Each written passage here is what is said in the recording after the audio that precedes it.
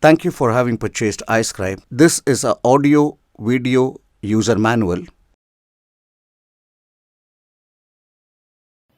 Now, let us talk about how to import a PDF file and having print on your hand and then annotating it on that. Now, I just click import PDF file and then import one particular page or a book which is appearing on the screen right now, and the same printout I have it with me here. Now what I have to do is this, without even looking at the screen, I can just look at this particular PDF paper on this and then start annotating it.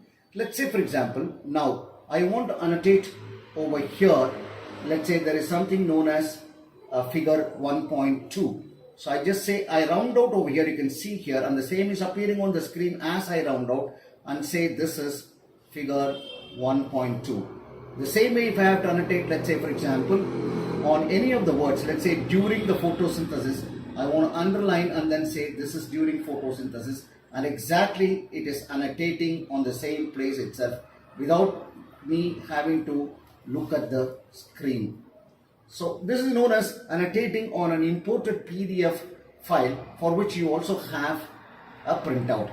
Even without a printout, if you have, what you can do is this, you can just go around on a white sheet of paper. Let's say I'm going to take a white sheet of paper over here which is already written over here.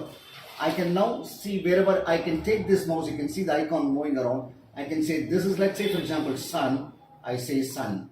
So I can do annotations on this particular fashion also on an imported PDF file.